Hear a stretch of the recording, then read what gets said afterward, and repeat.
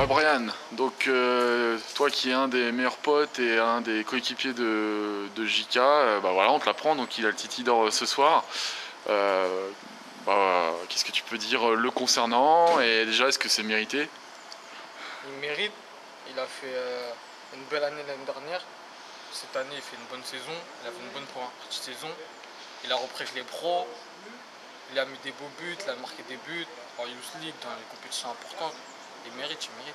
Donc c'est quelqu'un qui a été régulier, dont la progression a été constante. Ouais. Et justement, le fait qu'il intègre le groupe pro, est-ce que ça a créé de la distance en termes d'amitié Non, on est toujours ensemble. On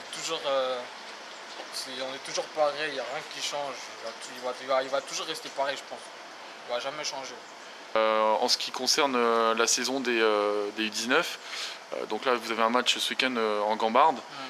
Est-ce que c'est quelque chose qui vous tient à cœur et est-ce que vous pensez aller loin dans cette compétition? On va tout faire pour aller loin. Après, ce week-end, on a un match important. Il faut bien le préparer et aller gagner à Amiens. Le renfort de JK, est-ce qu'il serait le bienvenu justement? Après ça, je sais pas, c'est le coach qui soit là ou pas. Et on va se défoncer pour gagner ce match. Qu'est-ce que tu peux dire à JK qui a obtenu le Titi d'or, si tu devais lui passer un petit mot? Déjà, félicitations et qui continue comme ça à marquer des beaux buts et à faire parler de notre génération 97. On te remercie Brian et on te souhaite la même chose. Ciao ciao. Donc avec Rolly Pereira de ça à gauche et Presnel Kimpembe à droite. Donc on leur apprend à 6 heures de l'élection le classement du Titi d'or. Donc troisième Presnel Kimpembe. Hein. Et puis deuxième Rolly Pereira de ça qui était troisième l'an passé. Donc déjà on vous félicite au nom des Titi pour l'année 2014 que vous avez pu réaliser. Déjà vos impressions sur le fait d'être dans le top 3, Presnel, qu'est-ce que tu en penses? Ça fait plaisir, surtout que c'est un trophée offert par les partenaires et tout le CFA. C'est les joueurs et c'est pas le staff. Après, moi personnellement, ça me fait plaisir d'être dans les 3 premiers, je ne m'y attendais pas. Et puis voilà. Et toi, Rolly, donc tu grimpes pas sur la plus haute marche, sur la deuxième, donc c'est une place de mieux que l'an passé. Ouais, c'est mieux. Moi aussi, ça me fait plaisir. Je remercie les gens qui m'ont nominé pour cette deuxième place. Voilà. Tu t'y attendais? Ou c'est quelque chose qui te tenait à cœur? Ouais, normal. Ouais, je m'attendais un peu d'être dans les 3 premiers. C'est important une récompense individuelle parce que vous êtes dans un sport co, c'est très rare d'être nommé individuellement pour un trophée, on a pu le voir hier avec Cristiano Ronaldo. C'est une importance personnelle d'être de temps en temps mis en valeur individuellement? Ouais, ça fait plaisir. C'est une belle récompense. D'autant plus que moi je suis défenseur. Ce genre de trophée, ça revient plus à des joueurs offensifs. Puis moi ça me fait plaisir. Donc le vainqueur, il n'est pas là aujourd'hui parce qu'il est dans le groupe pro. Donc c'est Jean-Kevin. Qu'on félicite. Un petit mot le concernant, Rolly, sur l'année 2014 de JK ou sur la personne qui peut être, le joueur Ouais, franchement, JK, c'est un bon gars. C'est un bosseur. Pour moi, il mérite. Parce qu'il a vraiment travaillé. C'est mérité. Et toi, Presnel, qu'est-ce que tu penses de l'élection de Jean-Kevin? Pareil, hein. JK, c'est un grand attaquant, un finisseur. C'est pas pour rien qu'il va chez les pros. On sait qu'il travaille, il travaille. Même si des fois il est têtu, c'est un bon gars. On aime bien JK. Donc justement, le concernant, là tu parlais des pros, la transition est toute faite puisque toi tu as eu le bonheur d'y goûter à plusieurs reprises. La question que tout le monde se pose, alors, heureux? Ouais, bah oui, c'est un rêve de gosse. C'est un rêve de gosse qui, on va pas dire qu'il se réalise, mais c'est déjà un bon début. Après, on espère que ça va pas s'arrêter ici, on espère que ça ira plus loin. Donc c'est pas un aboutissement, c'est une simple étape? Ouais, voilà. Et côtoyer toutes ces stars, c'est impressionnant ou au contraire tu te dis il faut s'accrocher pour... Il faut s'accrocher, ouais. Au début c'est impressionnant parce que quand on commence les premiers entraînements, tout ça, c'est un peu stressant, ça fait plaisir. Mais après... Monsieur Mike Maignan en direct. Mike coach. Et toi Rolly, on te souhaite d'y goûter aussi très prochainement. L'actualité, c'est la CFA aussi, avec un début de saison qui a été un petit peu compliqué, mais vous êtes bien repris sur la fin d'année 2014. Comment tu vois 2015 concernant déjà l'équipe réserve? Voilà, là, on se prépare bien déjà. Enfin, ils se préparent bien pour samedi parce que moi, je joue pas, je suis suspendu. Je pense que cette année, ça va être meilleur que 2014. Parce qu'on est vraiment déterminé, on a vu qu'on avait du mal. Donc là, tout le monde s'est mis à travailler. Et voilà. Donc on a la sensation justement pour que des individualités comme JK ressortent, il faut un beau collectif et qu'on s'entende bien. C'est le cas dans votre équipe? Ouais, si, c'est le cas. C'est le cas. Donc qu'est-ce que vous souhaitez JK, hein, c'est quand même le rose élu. JK. Félicitations, j'espère qu'il va rentrer ce soir, on veut le voir à la télé. Hein. Ah oui, première entrée, on attend que ça. Là. Puis c'est le retour. Bon, on vous souhaite une bonne année, meilleurs vœux les gars, et puis Titi Forever. Faut pas oublier, je l'ai formé, petit. Ciao, ciao. Et là, ce soir déjà, on va tester l'acoustique. 40 000 spectateurs attendus. C'est la première fois qu'un match de Coupe de la Ligue attire 40 000 spectateurs pour un quart de finale. Et ça, c'est autre chose. Mais en tout cas, ça va être très très chaud ce soir ici. Et dis-nous deux mots, parce qu'on en parlait justement avec Greg tout à l'heure, il y a une petite heure de ça. Comment il est, Geoffroy Guichard, maintenant? Ils ont fermé les quarts de virage, c'est ça? Ils ont fermé les quarts de virage, ouais. Donc voilà, ça va être énorme. On en parlait avec Greg, c'était un des stades, nous, pendant notre carrière, où on n'arrivait pas en soirée. L'ensemble des joueurs qui ont été élus.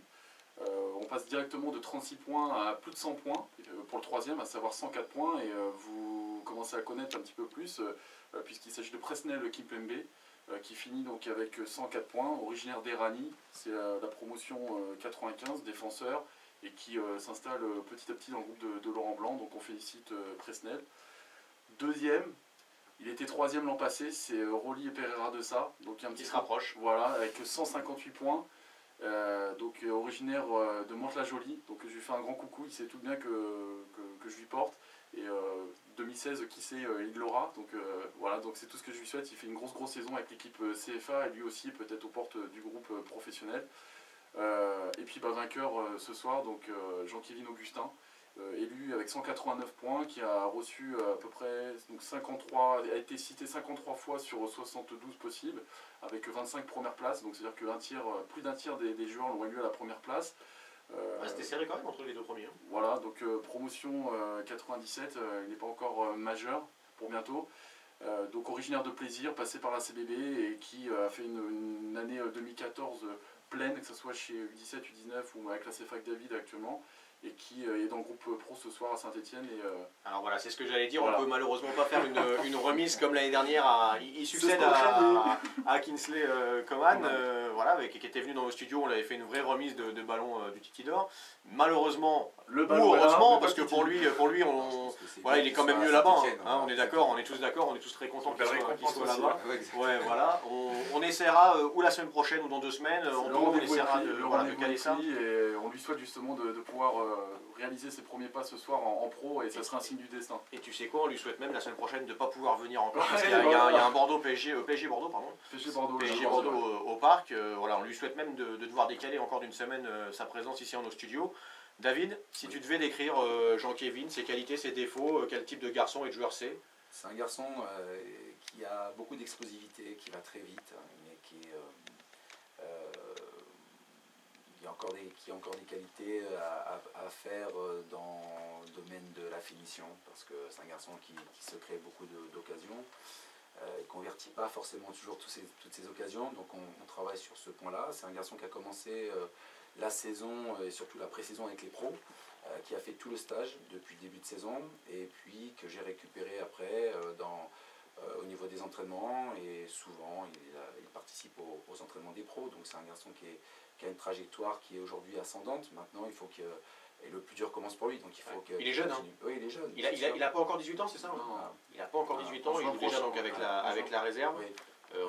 Tout le temps, régulièrement, tout le temps. Régulièrement, dès qu'il le peut, il joue avec la réserve. Il est aussi des fois amené à jouer avec les 19 ans, que ce soit en Youth League ou sur des gros matchs de 19 ans. Il avait été impressionnant, moi j'avais vu contre Barcelone ici sur Paris, il avait été impressionnant. Mais il a des qualités de vitesse, de pressing qui sont très très intéressantes, et pour le football qu'on prône un petit peu aujourd'hui, c'est indéniable qu'il est très important. Ouais. Mentalement, en 2 mots, je sais que nous on a souvent un exemple à quelqu'un de notre génération, c'est Thierry Henry. Ouais. On sentait déjà à 15-16 ans qu'il était déjà mature, Thierry Henry. On savait quasiment que s'il n'avait pas de pépin, voilà. physique. Ça allait passer. Voilà, ça allait passer parce qu'il était déjà intelligent, déjà mature. Jean-Kévin, c'est quoi? C'est ça ou c'est encore il faut progresser à ce niveau-là? C'est possible aussi. Hein. Je pense qu'il doit encore progresser. Malgré tout, il a une certaine maturité. Il s'exprime peu. C'est un garçon qui est très introverti quand même malgré tout, mais je pense qu'il a une vraie réflexion quand même malgré tout derrière sur son métier. Mais c'est ce qu'il veut. Voilà, je pense qu'il sait ce qu'il veut. Il sait qu'il veut arriver au plus haut niveau et il faut le booster un petit peu parce que les jeunes de maintenant, il faut essayer de les pousser. Mais bon, ça se passe dans la globalité, ça se passe plutôt bien pour lui actuellement. D'accord. Il succède, Anto Walid, à Kingsley Coman. J'espère que Walid n'aura pas besoin de parler parce qu'il est à 3 mètres du micro. Non, c'est bon. Là, Kingsley, oui. Il filme. Walid, il filme. C'est de la radio. Non, mais il n'y a pas de zoom sur cette caméra-là. Il succède à Kingsley Coman. Voilà, on connaît le destin qu'a eu Kingsley. Est-ce que pour toi, formateur au Paris Saint-Germain, c'est compliqué parfois de gérer justement ces cas-là où on part très très tôt finalement de son club formateur? Moi je préfère gérer les joueurs qui ont un très gros potentiel, c'est plus facile d'ailleurs parce qu'on a un très bon jeune au Paris Saint-Germain, donc je préfère avoir plus de problèmes que pas assez.